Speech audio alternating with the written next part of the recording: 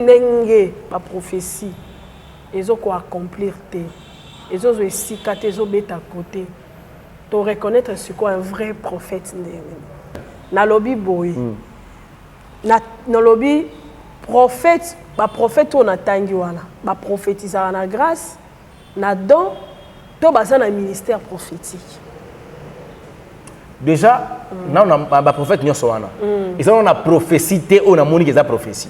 OK. Pour discerner que où est don, il y a don, où est grâce, où est don. Il y a pas, donc il y a aucune prophétie de leur part. Frère Denis les Saloba, la prophète de la nation. Si autant on a prophète de la nation. Ce qui Denis les Sokoloba, il y a prophétie naie. On a reconnu que Azala, ce qui n'a reconnu que ce crédit n'a reconnu que Azana, donc il y a parole de connaissance. Parole de connaissance. Très heureuse de se retrouver encore une fois. Un grand merci à tous les testataires qui nous suivent à partir de www. Là, je vois Évangéliste Elonga Télévision. Faire plaisir sur mon devoir. Mon devoir, c'est vous faire plaisir, étant donné la présence de cette émission. Questions d'actualité, pas mal des actualités un peu partout dans le monde. Vous êtes tellement nous suivre un peu partout dans le monde. Que Dieu vous bénisse abondamment. Restez toujours branchés. On a quatre chaînes Nabiso Bokoja. Toujours de nouvelles et surtout les enseignements. Pourquoi pas Yango? Parce que nous avons besoin, notre vie c'est la parole. La vraie prophétie c'est la parole de Dieu. On doit consommer Yango tout le temps, chaque jour et qu'on a vraiment mal. On doit parler de l'actualité, mais on va toucher aussi le prophète et la prophétie. Est-ce que tu peux reconnaître le prophète Nengenini? Et puis prophétie, et lui qu'on le bannit. Est-ce que nous sommes comme on a l'élo à esa prophétie? Je suis passée sur le plateau, plutôt je suis avec l'évangéliste Elonga, excusez-moi, qu'on va essayer de s'échanger durant cette émission. Shalom. Shalom, Maman Wechi. Comment vous allez? Nangolo Nzambe, ça va, sauf que la santé dérange vraiment. On essaie un peu de prendre le médicament, mais le Seigneur nous fait grâce, on est là. L'actualité nous appelle et puis le devoir nous oblige d'être là. On est censé être là. Mais il faut aussi le soin, c'est très important parce que. Mbongo. On y va tout le bongo. Autant ça là, des opérations, des hernies bilatérales. 2 ans passés, je pense que là, Joachim Azalaki n'a 2 semaines. 2 semaines. Mais côté droite, n'est dans le bano boy, moi vous avez au fond. Il faut un point. Ça m'a cassé.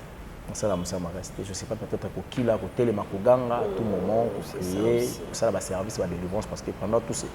N'a pas mis coup dans le barrage depuis tout côté mois année Oyo. Donc l'année passée, c'était vraiment terrible. Il y a eu des fortes délivrances au Nzamba Salaki, au camp où la batunaye. Pendant que nous allons plus na Zamba, on a fait vraiment un grand travail. Donc, quand on a constaté, bon, on a essayé un peu en Hollande. Côté droite, c'est au fond vraiment. Ça dérange. Il faut les cas sous l'opération. Il ne faut pas kangat. Parce que nous avons mis Thompson dans les. Et puis tension peut y dérangera on sentit battement du cœur.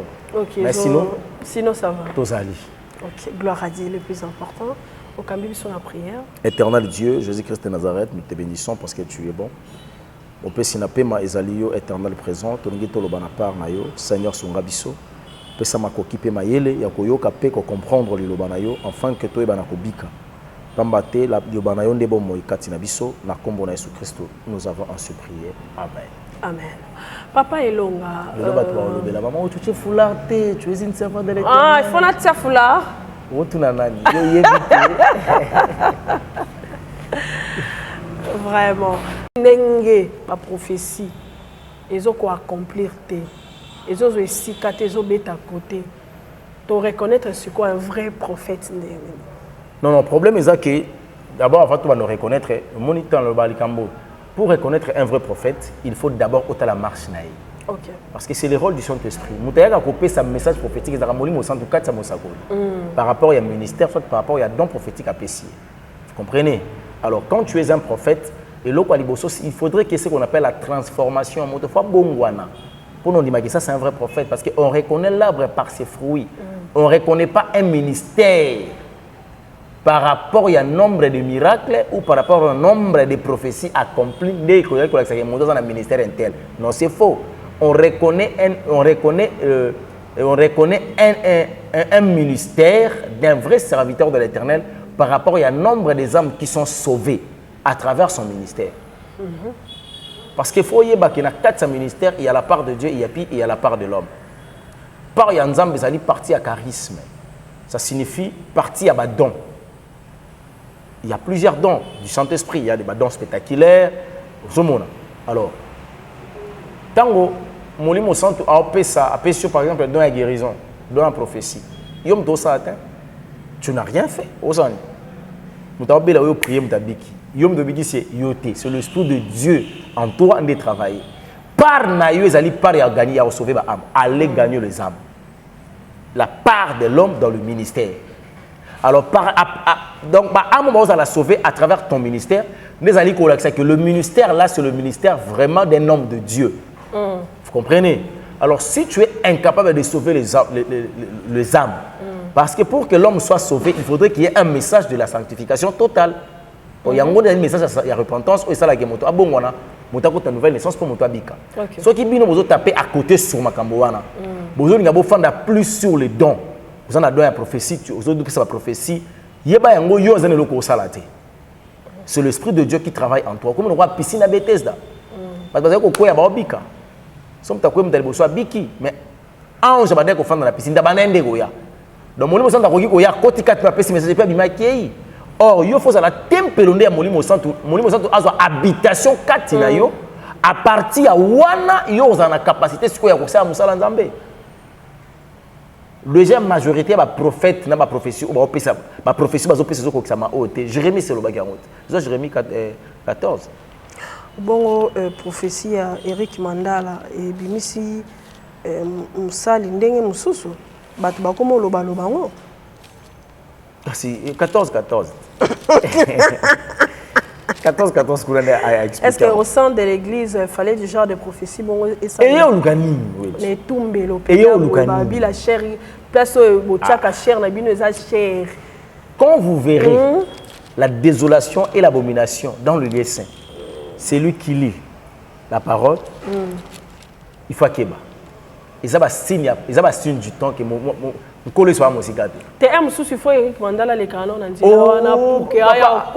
papa maman Wechi notre frère Eric au sein de l'église Azanan. Influence impact dans la église Azanan. Ça partenaire donateur. L'église il y a Philadelphie. Asa camarade pasteur.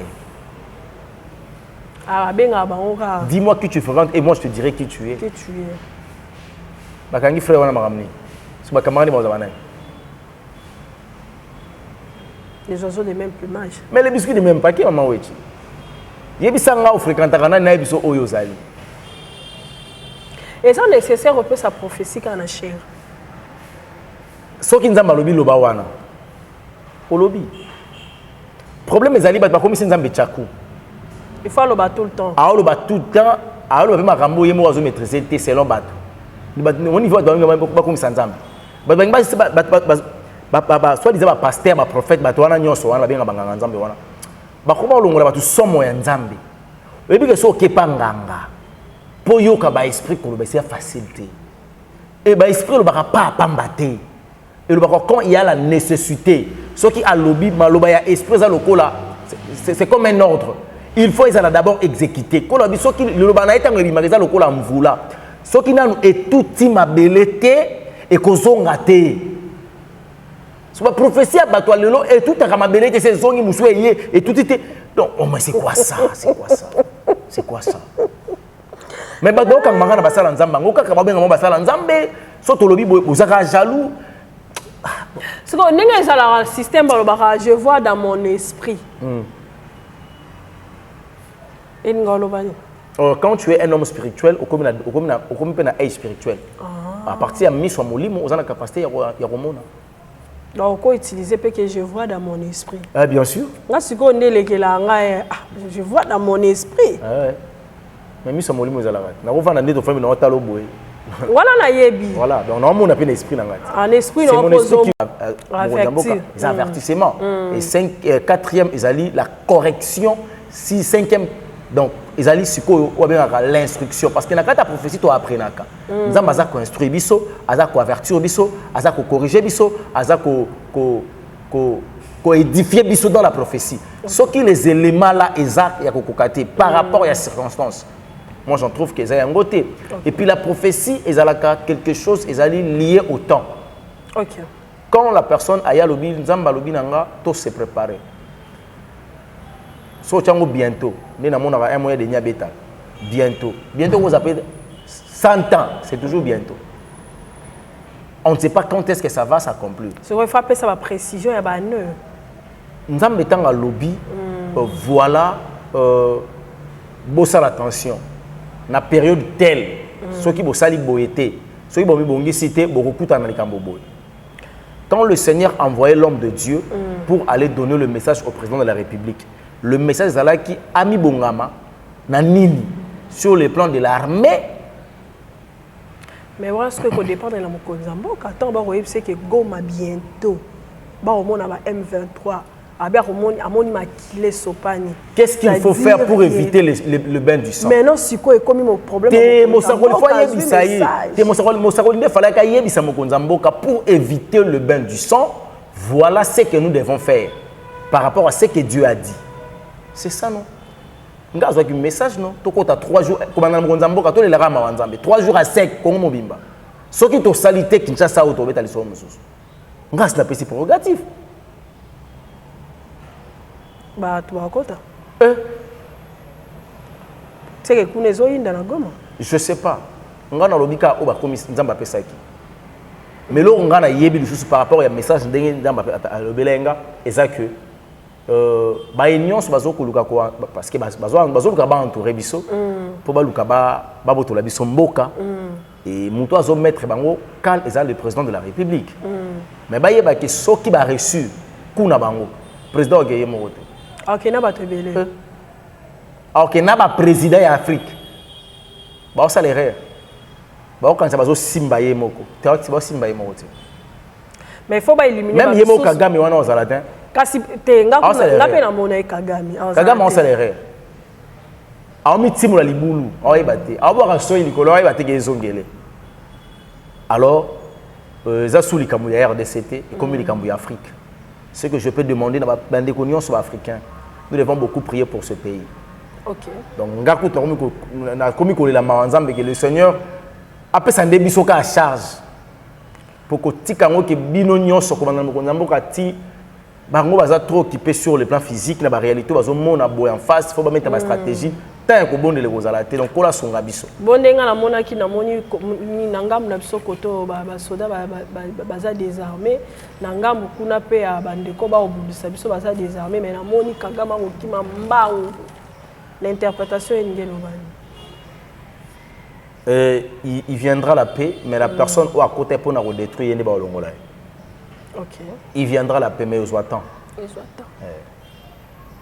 On a essayé de trouver le mot que Golestan a tellement qui. Ils allaient soit les Israélites comme les esclaves, les Philistins, soit les Philistins comme les esclaves, les Israélites. Ok. Parce qu'ils allaient contrat au Golestan avec Inango. Ceux qui nous ont bino bimisa mutumo so abominga. Biso ko ba umuna bino. Ceux qui bino bomi biso, ceux qui ngana bomi muna bino bino ba umuna biso. Na mentalité ya Philistin ba que Goliath a gagné combat. OK. Mais David ndayaki. Mais tant aussi tant on peut Goliath a quoi ba kimi, on les ba ba esclave ba kimi. Tant aussi mbiya de le lobby que Congo to kota 3 jours. Pour les la manzambe. Mais ndeko ka bundale sazo salango déjà na mona ki na balabala. Verset biblique ezali mi balé. Deutéronome chapitre 28 15e. Autant que 15-16, tu sauter, toujours à partir de 28, tu as 32. Dans Jérémie chapitre 32, 32e verset jusqu'au 34e verset. Parce qu'à partir de 32e verset, on est dans le Bélabisoke. Na ba roi, na ba sacrificateur, nyonso. Ba pe singa mukongo. Alors faut toujours que ça mukongo pas en Zambie parce que ça m'a bé o eloba. Isalami na katsamboka na biso to lela mawa ya Nzambe. Ba so ça déjà, na mone Joël Francis. Alobi azana non kabundalesa namoni ndeko nanga oui soki nzamba aloba boye elonga bobenga na bino ba serviteur bo sambela Nengana zora ta équipe d'intercession nga tout tout la sete. Nzamba na posaka ya biso nyonso te po sala. C'est ça. Mais prérogatif ya peselé lito ça ce qu'on est ndeli. Ya biko bana mo nzamba kana bino. C'est ça le problème. Donc ceux qui biso to attaque biso to sambeli bango ba sali ma munkola lo bité ba kilité. Bana ba un problème. Parce que c'est que va organiser pelo au monde stade des martyrs. C'est possible. Pendant 3 jours. C'est possible. C'est possible. Trola la kuna. C'est possible maman Wech. C'est possible Salima. Na msuba zata na stage msuba ye. Na parler du peuple to kabwani attends la rond-point ba victoire ba mérite. Tolo na ces 3 jours Kinshasa tolo na ces 3 jours. Tozole la mawanzambe. Kolokota likambo yoka biso mawa to pesio mukongo to tamboli mabe papa to tamboli mabe tozana loka kolobate to za mabe to sangisi yo to fingisi kombo na yo to tangisi makila to kolo mawana yo mama Wechi Kongo ezaka mboka nzambe mabele o ezaka mboka nzambe bisiko to mona bande ko na ba telemeli biso wana mabele ko fungwa ma histoire ici tremblement de terre ko sa mawana histoire ici ba roza tempête moko ye wana mopepe moko ekotwa na histoire ici OK nzamba na posa a marqué en fait on a posa a enseigné libota na ye mais les gens n'arrivent pas à comprendre le temps parce que ça kolo bo benga ba prophète bazana un problème il y a lecture il y a signe du temps bon c'est pas grave ngai na ko mosenga nzambe soki akolinga na bonzambe na ye alongola bango na responsabilité lo sambo batata wana kuna pour c'est comme si mambo to ba kuna zo commenter après ça biso mukumba to sito ndima yango biso to s'organiser soki ba serviteur de l'Éternel bazali o ba kondima makambo to zolo ba eke nzamba pesi accord na ozonga na média mais azadia na basalit c'est bon mama Wechi tika na mamba bato wana kuna oh te na otiko makambo bato wana ndeni asala déjà na basali banani ba lipso nanga bato wana te Denis le salobaki yango ma vidéo précédente to tala ngona tient na chaîne ki bango bato bakenda lukanga balongo na fifa bakine butu basele bikanda bokino les eps rebelles na intention bino ba église yango moni même le temps ko senga cohésion nationale président a raison akutana ba sango na bande wana c'est côté à parce que ba réveil akena côté catholique o ya tika ki bango ka se soka embrasser réveil peut-être mamboza la bien solution ande ba peut ba kotisi munguna c'est que corps de Christ est corrompu côté de corps de Christ est corrompu na lo bata corps de Christ bande quoi réveil ba corrompu voilà bande quoi réveil ba corrompu heureusement ki bande ko ya éveil notre comme corrompu auto vous appelez corrompu vous avez un réveil spirituel. Réveil spirituel. Réveil spirituel. C'est dans ce sens. Donc, ce que le Seigneur a fait, c'est son mandat. Na commis nos alliés, bimisa batuke de comment mon candidat peut ça bourgmestre. Et puis ça faisant 3 jours aux en rond-point tel. La police est sécurisée biso. OK. Pour que je ensemble là. À la seconde, c'est Dieu qui touchait le cœur de Pharaon. Sur Yango pour que a bloqué les peuples de Dieu. Mais c'est le même Dieu où il qui a bêti bango ange de la mort a premier né Koufi. Israël a bimi Égypte ça les règles va poursuivre. Et là on a vu ça bande wana ba ya bo la kokota Congo mingité. Et vous appelez mer rouge. Ah et comme il a bon ah bon, attention. Bon, quand il y a TikTok, ils ont fermé le lot à cause de pour vous appuyer sur la vraie source d'information. En tout cas, parce que vous avez dit que vérité, il y a un gouvernement, papa est long et bloqué TikTok. Non, déjà on va contre TikTok parce que les Congolais ont la TikTok. Donc, ça dit que moi bien. Malgré est bloqué l'entreprise. Il n'y a pas l'édification, il n'y a pas l'instruction, on n'apprend rien sur TikTok à Congolais. Il y a que des bêtises. On dit pourquoi donc c'est ça. Même les entreprises mobimba ba teka bilamba na bango en lune pour na bango les a quand même moins perdu. Voilà. Parlons toujours de la prophétie, to benga ngo accomplissement, interprétation. Oyo papa na biso a Philadelphie azwaki par rapport à monaki batu na chaise roulante. Pardon bosunga botiela nga vidéo wana. Ndenga bande ko lobaki vraiment na mukonza mboka akozala na chaise roulante et puis amoni atavani mokonzi mboka te abaki amoni moto moko na chaise roulante moko abukani makolo le moi genre wana mokonzi mboka te ezali mokonzi mboka te mais ezali lié na message ezali ya gouvernement ezalaki dû na baélection kasi te ezalaki koattaquer plus nini au gouvernement tolongoli mokonzi mboka mais ya deni ayaki kopesa interprétation nango e makambo oyo amoni eza makambo na ye moko eza makambo ya mboka te ke na bientôt oyo okuti oloba wana bientôt wana ekosala ke ye akozwa problème akozala exposé na baprophétie apesaka ezalaka ya lokuta de eza na bana na ye bakolongwa na église aprécisaki même na toms ezala départ na ye tobenga yango lelo interprétation ya Denis Lesi ezali accompli par nzambe na kati eza te par ya édification ya église eza te c'est que c'est pas quelque chose ngai nakofana salela yango analyse parce que c'est deux personnalités sur le plan spirituel ngai namona bango baza na kati ya négation baza na kati ya spiritualité positive te parce que na croire na lolenge na bango ya kosalela nzambe te. Comment? Tout ça, il y a tant des éléments. Il y a tant des éléments. Donc, les deux tata wana otangi donc bango mbale nga acha bango à côté. Ba munyoso bango bakoki koloba oyo ya lobi oyo ya contredire. Ezaki peut-être guerre ya génération na bango, guerre makam na bango. Et parce que l'autre est apôtre, l'autre est prophète. Alors, le prophète, mon apôtre, on peut savoir un message. N'est pas sa prophétie. C'est qu'il a contredit. Il a contredit la prophétie. Le mot, c'est purement mondain et puis païen. Donc, on n'a pas. Parce qu'on n'a pas prophétie. Ok. Jérémie, combien? 14.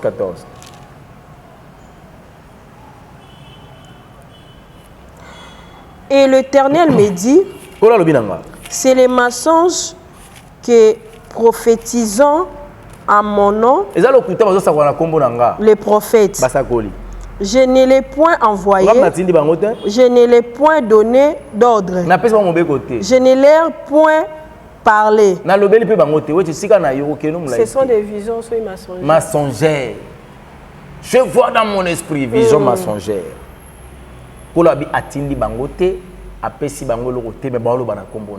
Matthieu chapitre 7 verset 15.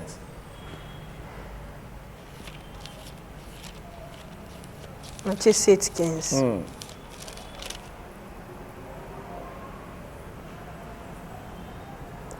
Gardez-vous des faux prophètes.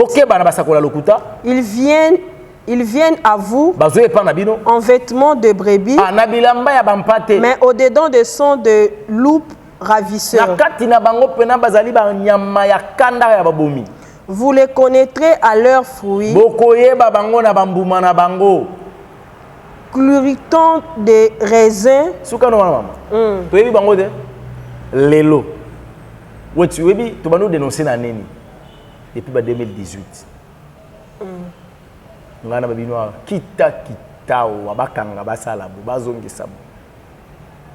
Le 2025. Ok.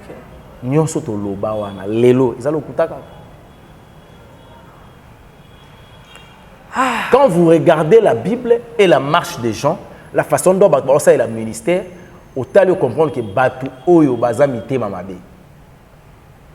Ils ont reçu une mission du diable. Première mission, piller le peuple de Dieu, rendre les pauvres, beauté que les illusion, boy la âme. Enseignement européen sabango et enseignement de distraction.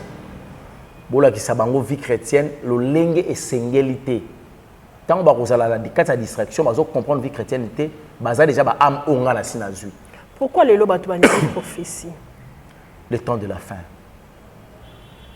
Au moins on a une consultation prophétique. Même si vous avez une bête à l'issue, na Timothée. Et puis après prophétie en haut. Et ça là. Et l'autre prophétie. Mais d'abord c'est la prophétie sauvaté. Titre combien? Photochité?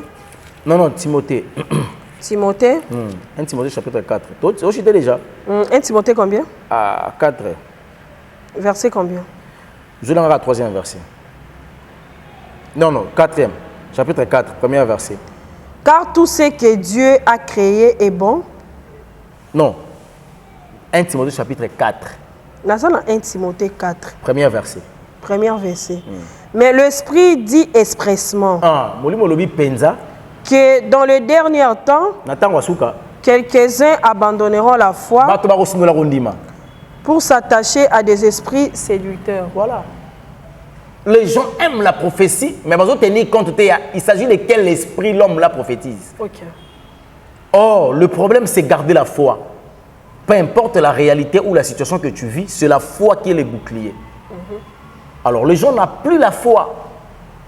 Ephésiens chapitre 4, nous avons expliqué, Ephésiens chapitre 6. Après ça, 11e.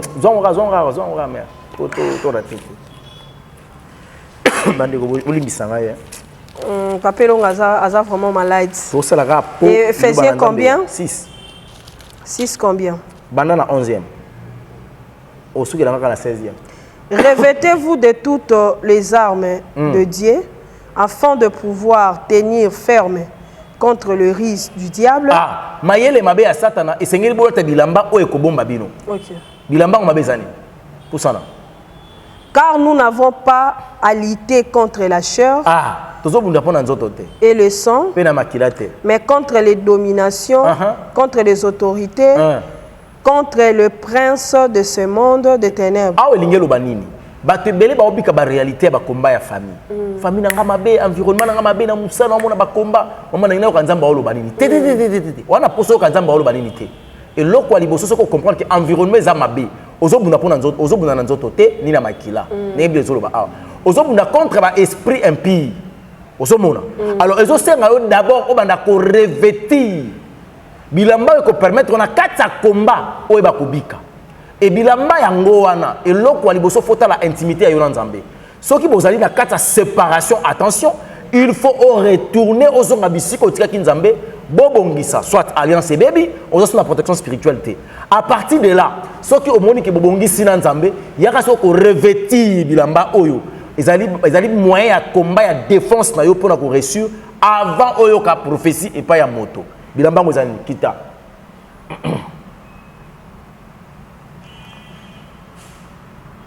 12. C'est pourquoi prenez toutes les armes de Dieu. Ouais, on a 13. Afin de pouvoir résister dans les mauvais jours et tenir ferme après avoir tout surmonté. Tenez donc ferme. Ayant en vous avouer la vérité pour revêtez la cuirasse de la justice. Mettez pour chaussure à vos pieds les ailes qui donnent l'évangile de paix. Prenez par-dessous tout cela les boucliers de la foi. Ah, bouclier zalinini. Yango des alliés et bombanelo. Parce que là, simbarangobo. Au monde à la police, peut-être. Pour nous, ça sali marche. Barelo ba simbarabo ya vitre beau. Bouclier. Au groupe balibanga betangobo. Bouclier de la foi. Réalité, tu es réalité, représentant la foi. Pouf, et tout année libanda. Et tout est tout année. Donc, quand le temps est dire, il faut augmenter la foi. C'est par la foi. Tout est possible à celui qui croit. La croyance, ça fait partie de la foi. Tout, sauf rien, est possible à celui-là. Et rien n'est impossible à Dieu. Le bouclier de la foi. Les prophètes et la prophétie. Les prophètes et la prophétie. Aux les prophètes et la prophétie, tous les prophètes. Entre prophète et prophétie. Cohésion et arabe. Cohésion et Zalakasoki, le prophète, il est capable de donner ce qu'on appelle l'explication de la prophétie par excellence, qui est la Bible. Là, c'est la première des choses. La prophétie, Bible Zolba bien à Joël chapitre 2, verset 28. Après cela, je répandrai mon esprit sur toute chair. Vos filles et vos fils prophétiseront. Ça signifie toutes les filles et tout le garçon. Qui peut prophétiser sans avoir le ministère prophétique. Ni même les dons prophétiques. bakoki ko prophétiser que par la grâce prophétique parce qu'ils ont reçu l'esprit de Dieu. Ok. Donc c'est-à-dire que prophétie sur la grâce ezali et puis le don, le prophétie sur le don et sur le ministère. C'est quoi prophétie nino et où mais la ka ya installa le don, la grâce ou sur le ministère. Soki nzambe ndalo. Soki nzambe ndalo. Nzamba koolo akoki kopesa le message prophétique par aleki na voix ya grâce. Une personne qui il a la grâce prophétique nzamba ndalo beza liloba nzambe weti. Ils ont déterminé te eza na grâce te nzambe lokwa soki nzamba lobi yango ana ekozala. Dieu grâce azali prophète pardon par grâce to par même ministère. dans la idée. Joël Francis. Aza pardon. Aza prophète te. Ah prophète te. Bon Denis laisse. T'es non, je l'ai prophète. Ah, prophète. Ah, prophète. Baba frère. Ni Adam, nous ya. Baba frère. Frère Denis. Ah. Ah, pour ma repentance, je comme c'est prophète. Au bon, la prophétesse Jeannette. Ça a été. Kasi on a prophète. Qui m'a fait? Est-ce que ça y a don, et ça y a grâce, et ça y a. Ah, prophète. Ah, prophétesse. Au bon, prophète Glody. Actuellement, on a évité. Actuellement, on a évité, mais dans le passé, il était un prophète du ministère. Du ministère. Nanyo Kogomo nae nami soit prophète du ministère. Le prophète on a ébi, prophète Seme, azalo na Rwanda. Azalo Uganda. Uganda. Azalo Uganda. C'est un grand prophète.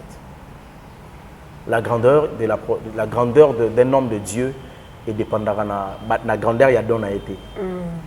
Mais na lolinga zo exercer azana Uganda, Burundi, entre Uganda et Burundi, bilo mo bon. Na ibaka na Kinshasa, c'est un grand prophète. Prophète Seme. Et puis bon parmi bateau nyo surtout ba les kana ba réseaux sociaux ba yebani kasi. To benga bon. On reconnaître que mon côté. En tout cas, j'ai du mal peut-être ceux qui ont cité ba kombo na rosa na idée. Mais une question hier rapide pour la télévision. Un grand prophète, en fait un prophète. Ézéchiel. Tout le monde est un prophète. Gazalane. Assalamu alaikum. Comment on dit que so qui dit debout pour nous aider sur la source. On va pas chibo. Non. C'est un frère. C'est un frère. Mais à prophétiser en grâce. C'est un frère. Je connais pas dans mon place à prophétiser. Non, na yoga peut prophétiser à Pessi. C'est un frère à moi. Il me sert à Marambo. Bon, tu as Pessi prophétie à Goma. Bon, je crois que c'est pas comique. Ce qui va commis, c'est pas côté, c'est pas séni. OK après. Que na ça na posa et ça la grâce, il y a don ou bien ministère prophétique. En fait, soit question est mal formulée. Te question est bien formée. Ezani. Na lobby boy. Na lobby prophète, ba prophète on atangi wana, ba prophétiser na grâce, na don, to baza na ministère prophétique. Déjà, on a prophète nyonso wana. Et ça on a prophétie on a moni que ça prophétie. OK. Pour na discerner que o ezaya don, il y a don, o ezaya grâce, c'est ça. Le ka libosono yangwana. Yangwana. Il y a pas donc il y a aucune prophétie de leur part. Frère Denis les Saloba la prophète de la nation. Si autant on a bango nyonso tunani asa prophète de la nation. Soki Denis les sokoloba likambo ya ba prophétie na ye. Ngana ko ko ba kazala peut soki na ko pesa crédit na rolo ba ke azana don ya parole de connaissance. Parole de connaissance. Mais la prophétie en vrai sens timo yango te. So na ko pesa donner ce crédit na ko lo ba ke frère Denis azala penza. Mais quand il faut parler du terme, il y a prophétie boy. Non, il y a prophétie de na yoka te. Toi na ba prophète te. Prophète de nation, toi na ba. Et nation pour notre commune nation te. Toi na on a ba prophète te. Batine nga vidéo o mona te hein. C'est que na le kalanga. Pour citer, Yaya to citer des gens plus de 3 minutes.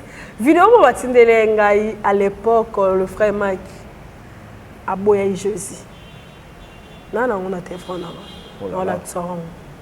Abi nzambe za ya batu mwindu te. Nzamba ya mindele. Bilo bolinga bolo bani. Jésus ya mindele. OK. Nana vidéo wana. Aujourd'hui, quand je vois le frère Mike Kama parle de Jésus avec cette vidéo, pardon, vous tenez dans la vidéo en vrai. et dérangé. Pourquoi faut ça déranger? Gloire à Dieu parce qu'aujourd'hui il a reconnu. Il a reconnu, hein? Comme il a reconnu, il a parlé de Jésus, gloire à Dieu. Auparavant, peut-être, il était ignorant. Auparavant, il déjà chante. Kasi bino biyoka yoka banzemu na bango.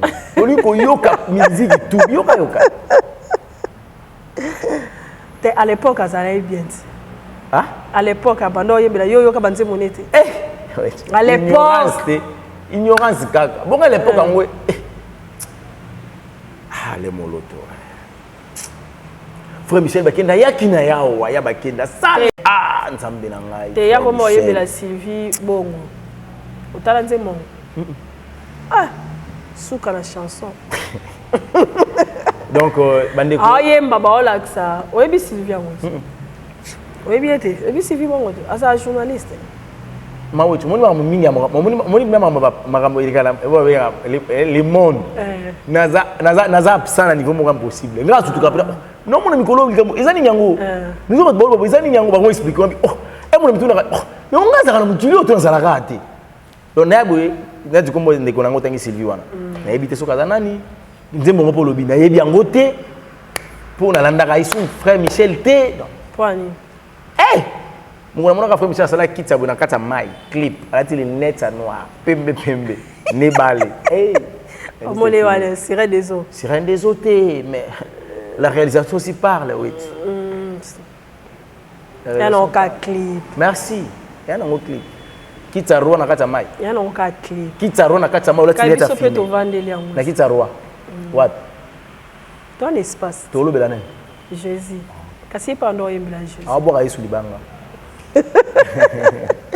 Voilà, merci beaucoup. On arrive à la fin de cette émission. Un mot par rapport à cette émission, par rapport quand même Momo Kopona bandeko na biso pe baza du côté de l'est au bazo Sibir ba Sibir te biso nyonso we so yolo la poinga no la po te tola no nde nini yango un mot exact pona mboka na biso to sambela bandeko en tout cas muna muta sambela to senga nzamba lobela biso a orienter biso lisusu. OK. Au fond de moi na ko senga nzambe alongo la responsabilité à lo sambo ya RDC na alongo na ngona bakonzi c'est qui t'a sacrificateur c'est qui t'a battu nyonso après ça ka biso charge ce qu'on peut ça biso charge aux amalam mais ga ko senga nzambe ce qui Seigneur a permettre biso na nzela wana na o senga ce qui na biso ki nzamba permettre na biteke za bongo ce qui nzamba permettre biso en tout cas to kanga to senga gouvernement permettre biso tout ça na ba nyonso tout ça la 3 jours ya lo sambo to bimisa bandeko to zo 3 jours ya lo sambo et ko za la malamu mingi. Quand on est au Bimène, jour à ville, mort, ce qu'on est au Bimène pour la prière. Donc, quand on a quoi à venir à Bino, Zawa na 3 jours. Mais attends, on va venir quand? On va quoi à venir 3 jours. Au Bimara de 0h à 4h, de 0h à 4h. Toujours la Kama en Zambé et aux ala quelque chose de bon. Et on a 5 000 vrais serviteurs de l'Éternel, vrais servants de l'Éternel. Tous atteignent ensemble là. Toluka ainsi dit l'Éternel. Et puis tous 5 000 orientés biso lisusu na likambo parce que ndenge makambo zo kende na oyemona ke bakonzi bakokota likambo te na losambo. OK. Bana angle bango bazomona likambo. Tozo risqué.